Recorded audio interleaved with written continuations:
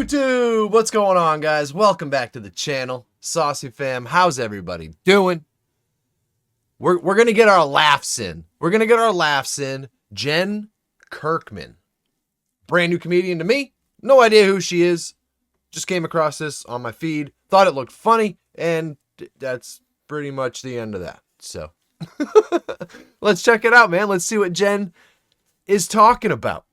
It is called her first horny date after divorce. Sounds funny to me. I have no idea. Let's check it out, man. If you guys are new around here, hit that subscribe button. Join the family. Jen, take it away. So I will tell you a story about the first date I went on after my divorce. And I say divorce, I mean separation. I mean the day that you and your partner shut the door and one of you is in the apartment and the other is on the other side looking for somewhere to live. That day that it's over is not actually divorce, but that's the day it's over, right? I went on a date 2 days after that day. And I felt judged by my married friends, but they didn't understand how horny I was. Because I don't think people understand when you get divorced, you probably haven't been having sex. It's not like, oh my God, we're fucking all the time in this thing of not liking each other. In this home we've built where we despise each other, we fuck all the time. That's not happening.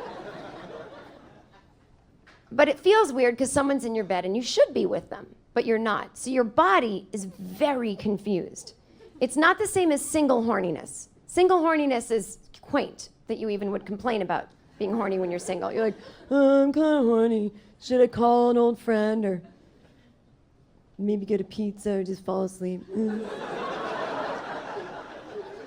Divorce horniness needs to be taken care of right away because your body starts going into heat like an animal. So the minute that door shuts, you're not in control anymore and your body's just like, ah!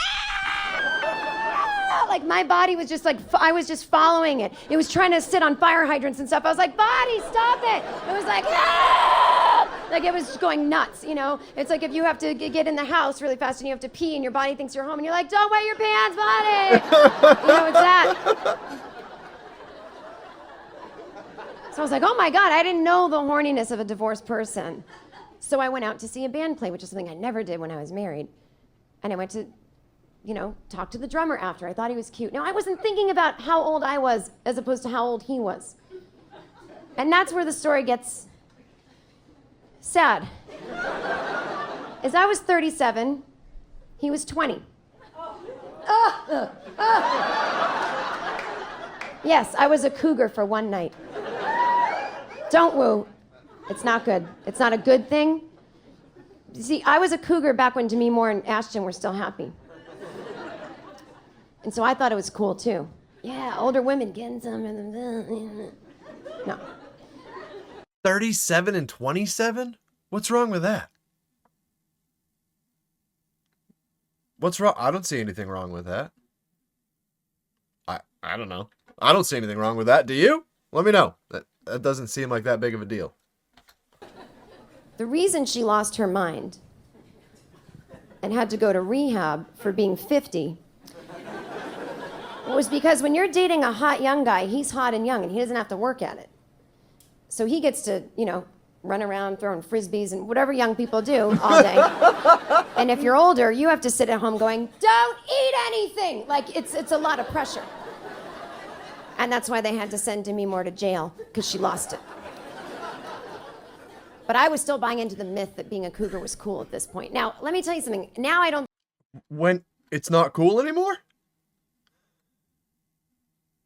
When did that happen? Did they send out a memo? Or... I must have missed that.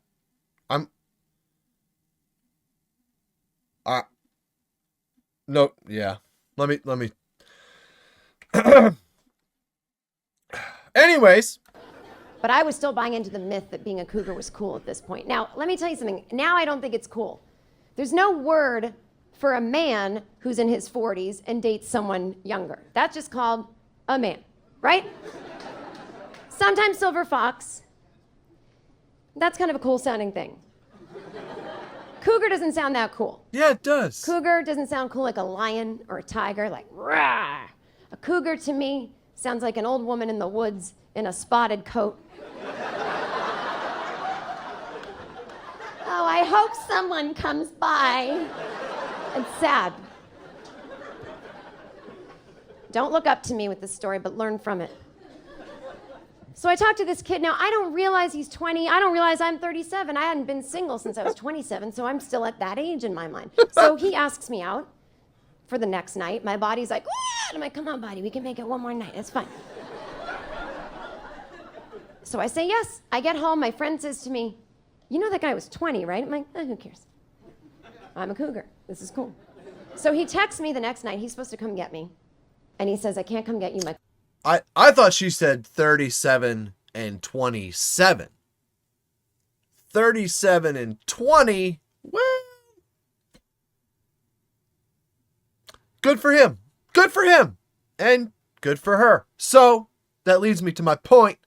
If they're both happy with the situation, if they're both enjoying each other's company, what's the problem?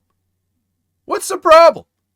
You know, that's our whole issue these days. We just can't let anybody be happy. There's always, you know, just judge this, judge that. Oh, it's gross. It's this, you're that. You should be blah, blah, blah. Shut up. Nobody cares what you think. My car broke down. And I'm like, "Oh, 20, right?" I'm like, who cares? I'm a cougar. This is cool.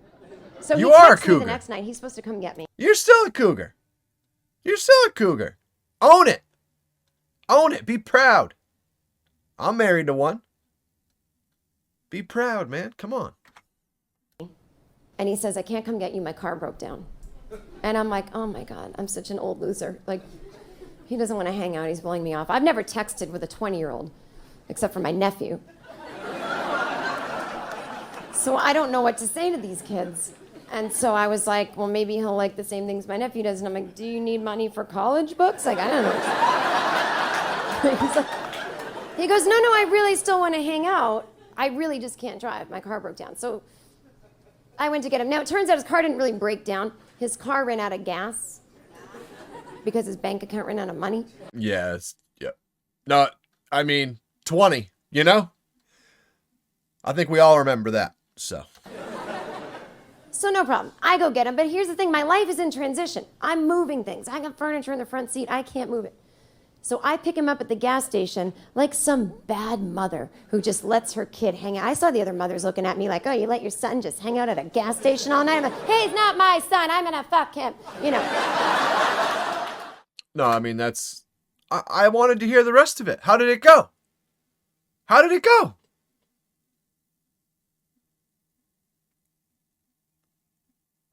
I'm genuinely curious, to be honest. You know.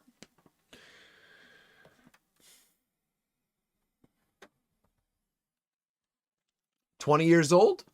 Well,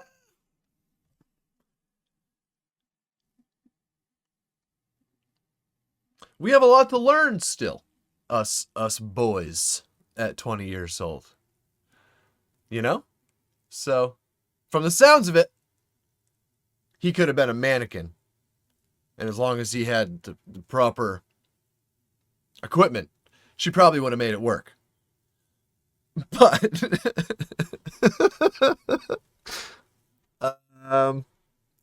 you know, at 20 years old, we're not typically very fair, or how can I put this and not get banned? We're not super concerned with the other party's outcome. I'm hoping you guys, you know what I'm talking about. What am I saying? You know what I'm talking about.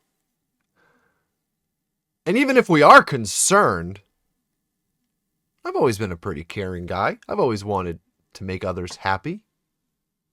in all aspects of life. But, you know, it's like this voodoo thing as a teenager and when you're getting into adulthood. Man, we are allowed to make an all-out fool of ourselves for quite a while, to be honest, for quite a while. It's, you know, it's one of those things. So I hope Jen had a great night, but she needs to own all you cougars. Own it. Own it. Age is just a number, man. Who cares? Who cares? I mean, you know, let's be legal about it, of course. But own it.